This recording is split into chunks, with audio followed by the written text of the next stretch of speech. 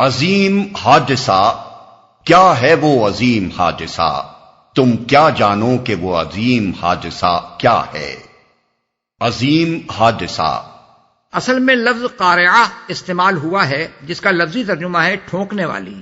قرع کے معنی کسی چیز کو کسی چیز پر زور سے مارنے کے ہیں جس سے سخت آواز نکلے۔ اس لغوی معنی کی مناسبت سے قارعہ کا لفظ ہولناک حادثے اور بڑی بھاری آفت کے لیے بولا جاتا ہے۔ مثلا عرب کہتے ہیں قرعتہم القارعہ، یعنی فلاں قبیلے یا قوم کے لوگوں پر سخت آفت آ گئی ہے۔ قرآن مجید میں بھی ایک جگہ یہ لفظ کسی قوم پر بڑی مصیبت نازل ہونے کے لیے استعمال ہوا ہے۔ سورہ رعد میں ہے وَلَا يَزَالُ الَّذِينَ كَفَرُوا تُصِيبُهُم بِمَا صَنَعُوا قَارِعَةٌ، یعنی جن لوگوں نے کفر کیا ہے ان پر ان کے کرتوتوں کی وجہ سے کوئی نہ کوئی آفت نازل ہوتی رہتی ہے، آیت نمبر 31۔ لیکن یہاں القارعہ کا لفظ قیامت کے لیے استعمال کیا گیا ہے، اور سورہ الحاقہ میں بھی قیامت کو اسی نام سے موسوم کیا گیا ہے، آیت نمبر 4۔ اس مقام پر یہ بات نگاہ میں رہنی چاہیے کہ یہاں قیامت کے پہلے مرحلے سے لے کر عذاب و ثواب کے آخری مرحلے تک پورے عالم آخرت کا یکجا ذکر ہو رہا ہے۔ وہ دن جب لوگ بکھرے ہوئے پروانوں کی طرح اور پہاڑ رنگ برنگ کے دھنکے ہوئے اون کی طرح ہوں گے۔ یہاں تک قیامت کے پہلے مرحلے کا ذکر ہے، یعنی جب وہ حادثہ عظیم برپا ہوگا جس کے نتیجے میں دنیا کا سارا نظام درہم برہم ہو جائے گا۔ اس وقت لوگ گھبراہٹ کی حالت میں اس طرح بھاگے بھاگے پھریں گے جیسے روشنی پر آنے والے پروانے ہر طرف پراگندہ و منتشر ہوتے ہیں، اور پہاڑ رنگ برنگ کے دھنکے ہوئے اون کی طرح اڑنے لگیں گے۔ رنگ برنگ کے اون سے پہاڑوں کو تشبیہ اس لیے دی گئی ہے کہ ان کے رنگ مختلف ہوتے ہیں۔ پھر جس کے پلڑے بھاری ہوں گے وہ دل پسند عیش میں ہوگا۔ پھر یہاں سے قیامت کے دوسرے مرحلے کا ذکر شروع ہوتا ہے، جب دوبارہ زندہ ہو کر لوگ اللہ تعالیٰ کی عدالت میں پیش ہوں گے۔ اور جس کے پلڑے ہلکے ہوں گے اس کی جائے قرار گہری کھائی ہوگی۔ اور تمہیں کیا خبر کہ وہ کیا چیز ہے بھڑکتی ہوئی آگ۔ ہلکے ہوں گے، اصل میں لفظ موازین استعمال ہوا ہے جو موزون کی جمع بھی ہو سکتا ہے اور میزان کی جمع بھی۔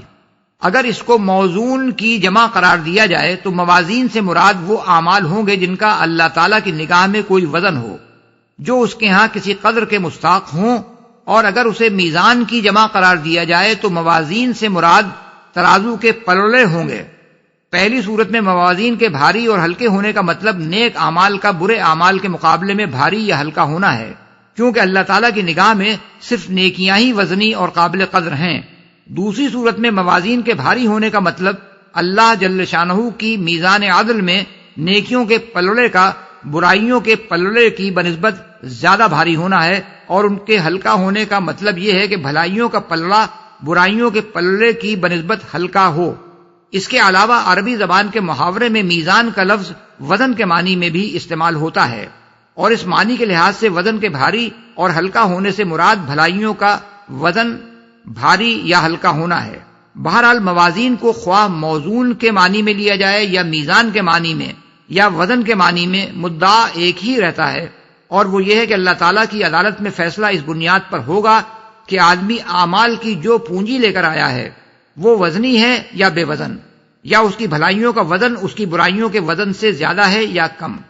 یہ مضمون قرآن مجید میں متعدد مقامات پر آیا ہے جن کو نگاہ میں رکھا جائے تو اس کا مطلب پوری طرح واضح ہو جاتا ہے۔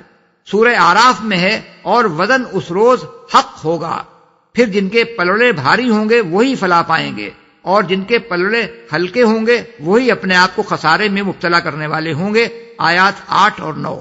سورہ کہف میں ارشاد ہوا اے نبی ان لوگوں سے کہو کیا ہم تمہیں بتائیں کہ اپنے اعمال میں سب سے زیادہ ناکام و نامراد لوگ کون ہیں؟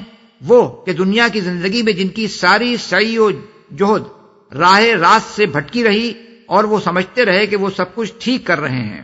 یہ وہ لوگ ہیں جنہوں نے اپنے رب کی آیات کو ماننے سے انکار کیا اور اس کے حضور پیشی کا یقین نہ کیا، اس لیے ان کے سارے اعمال ضائع ہو گئے۔